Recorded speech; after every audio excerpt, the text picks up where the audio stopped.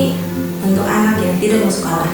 Ceritanya adalah ada seorang bunda usia 37 tahun memiliki anak usia 9 tahun kelas 3 SD yang anaknya tidak mau sekolah, sehingga setiap hari anaknya ikut dengan ibunya bekerja, atau bila tidak memungkinkan ikut bekerja maka anaknya hanya tinggal di rumah dan hanya bermain gadget. Saya mulai dengan menggali masa kecil anak tersebut. Ternyata dari cerita ibunya diketahui bahwa ia agak berbeda dengan kakak sulung dan adiknya. Kakak sulung dan adiknya cukup perhatian di masa kecilnya, sedangkan si anak ini agak kurang perhatian dari ibunya karena saat ia masih kecil ibunya sedang menjadi guru honorer dengan kegiatan yang sangat-sangat sibuk, sehingga anaknya sering dititipkan, bahkan ASI pun agak lebih jarang diberikan. Nah, hal ini ternyata dilihat oleh ibunya membuat si anak ini lebih pendiam dibanding kakak dan adiknya. Pada saat kelas 1 SD, ibunya memutuskan untuk anaknya disekolahkan di sekolah umum. Pada saat kelas 1, anaknya bisa mengikuti walaupun agak pendiam dibanding teman-temannya. Kelas 2 juga sama.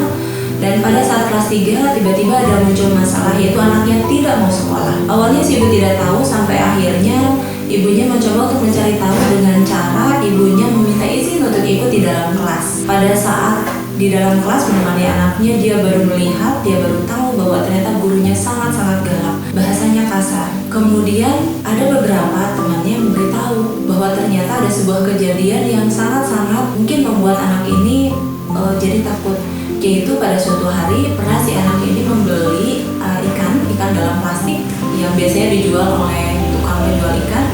Kemudian ikan dalam plastik itu dibawa ke kelas, dan pada saat guru menerangkan, si anak ini sibuk melihat ikan tersebut.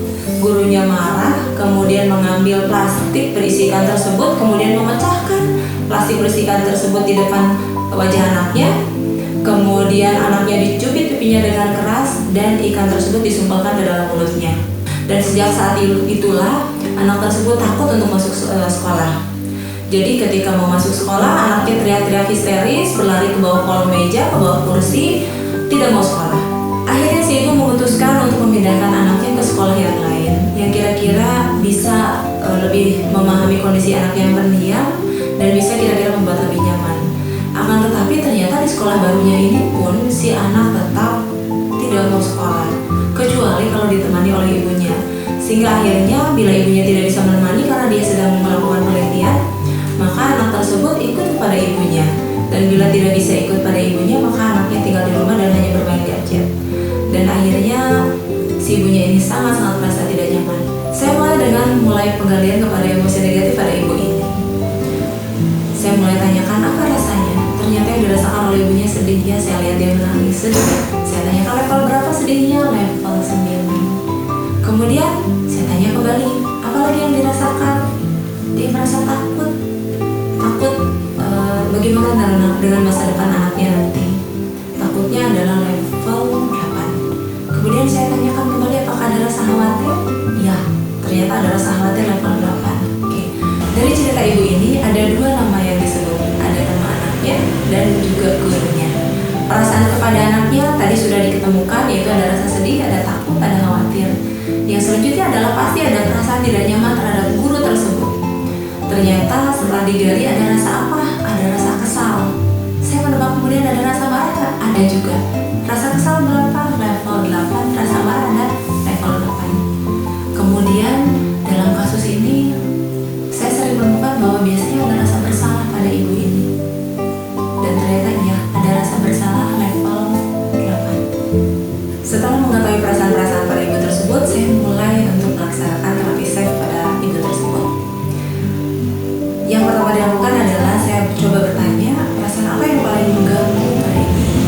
Saya minta dia untuk memilih 2 perasaan. Ternyata beliau bingung berpikir. Kemudian saya coba tebak, rasa sedih bukan? Iya, ternyata beliau memang rasa sedih yang dominan.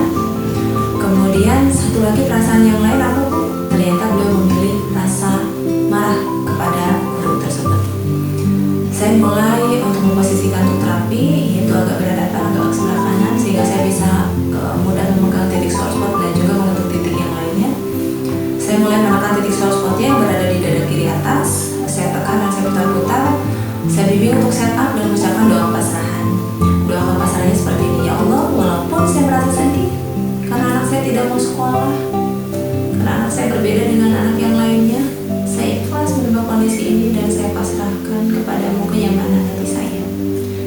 3 kali. Setelah itu saya bimbing untuk tune in. Kemudian setelah tune in, saya lanjutkan dengan tapping beberapa sesi. Kemudian ditutup dengan gabung prosedur. Setelah itu saya mulai dengan terapi rasa marah kepada gurunya. Mulai dari setup, tune in, kemudian tapping, dan juga diakhiri dengan gabung prosedur. Hasilnya setelah proses tersebut yang saya kerjakan sekitar 10 menit, yang terjadi adalah rasa sedih berkurang dari level 9 ke 7. Kemudian rasa marahnya berkurang dari 8 ke 6. Oke.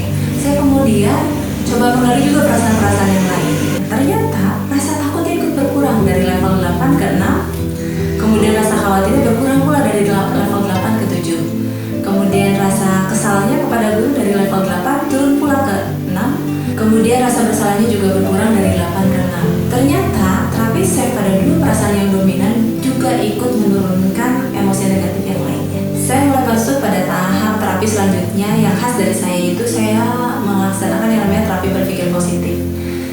Pada kasus ini, yaitu anak yang tidak mau sekolah, saya mengajak ibu ini untuk berpikir positif tentang kasus yang dihadapinya. Nah, pada anak yang tidak mau sekolah ini, kita tahu, ibu ini tahu bahwa ternyata itu disebabkan karena anak ini trauma terhadap gurunya yang galak. Nah, kita bisa melihat sisi yang lain dari permasalahan ini, yaitu bahwa ternyata gurunya ini adalah salah satu mediator yang membuat ibunya sadar bahwa ternyata anak ini memerlukan sebuah situasi pendidikan sekolah yang khusus, yang agak berbeda dengan sekolahnya saat ini. Saya kemudian ajak klien masuk kepada tahapan terapi selanjutnya, yaitu judulnya adalah terapi berpikir positif. Terapi ini sederhana tapi sangat-sangat membantu klien saya untuk bisa mengobati emosi negatifnya. Oke, pada kasus ini, yaitu anak yang tidak mau sekolah, saya mengajak klien untuk berpikir positif tentang permasalahan yang dihadapinya. Anak ini tidak mau sekolah disebabkan oleh gurunya yang galak. Nah, pada kasus ini saya mengajak ibunya melihat bahwa guru ini adalah orang yang dikirimkan oleh Allah untuk membuat ibunya sadar, paham bahwa sebenarnya anak ini memang anak yang berkebutuhan khusus karena masa lalunya adalah anak yang kurang kasih sayang, sehingga anak ini butuh seorang guru yang bisa memberikan kasih sayang dan perhatian pada anak tersebut. Sehingga akhirnya dari situlah ibu tersebut memutuskan untuk pindah sekolah dan mendapatkan sebuah situasi sekolah dengan guru yang lebih perhatian pada anaknya. Kemudian saya masuk ke tahapan selanjutnya, yaitu bagaimana orang tuanya bisa tahu apa yang harus dilakukan kepada anaknya supaya anaknya bisa lebih baik. Bagaimana anaknya mau sekolah dan bagaimana anaknya bisa merasa aman dan merasa nyaman berada di lingkungan sekolah. Saya mendapatkan informasi bahwa sebentar lagi anak ini mau sekolah. Saya kemudian sampaikan kepada ibunya bahwa bersiap-siap bahwa pada kondisi saat ini bisa jadi anaknya belum siap untuk sekolah, dan oleh karena itu bersiap-siaplah bahwa anaknya nanti ikut tetap dengan ibunya. Nah, supaya anaknya merasa nyaman, tidak membebani ibunya, oleh karena itu saya menyarankan ibunya untuk memberikan tugas kepada anaknya yang membuat dia merasa nyaman, yaitu bagaimana kalau ia menjadi asisten penelitian ibunya. Dan ibunya setuju. Ibunya akan mensituasikan bagaimana anaknya nanti seperti asisten penelitian. Jadi anaknya diberikan tugas yang sederhana yang bisa dia kerjakan. Kemudian selanjutnya adalah bagaimana caranya supaya di sekolahnya ini anak merasa nyaman dan aman. Yaitu alhamdulillah ternyata ibu ini memiliki teman dekat di sekolah tersebut yang notabene adalah guru anak ini. Nah, kemudian guru anaknya ini memiliki anak. Guru anak ini punya putra yang ternyata berteman dengan anak dari klien saya. Nah, saran saya adalah dengan membuat si anak ini dekat kepada guru tersebut, sehingga anak ini merasa punya seseorang yang dekat di sekolahnya. Dan kemudian nanti setelah merasa dekat, kita berharap bahwa nanti ke depan anak ini bisa ketika bersekolah dia merasa aman dan tidak perlu harus ditemani lagi. Dan akhirnya ibu tersebut setuju, dan kemudian akhirnya saya mulai cek bagaimana kondisi perasaan ibunya. Saya cek bagaimana rasa sedihnya, ternyata rasa sedihnya berkurang dari 7 menjadi 5. Kemudian rasa takutnya berkurang dari tadi 6 menjadi 4. Rasa khawatirnya juga berkurang dari 7 menjadi 4. Kemudian rasa kesal terhadap gurunya ternyata subhanallah turun sampai 0. Rasa marahnya juga turun sampai 0. Kemudian rasa bersalahnya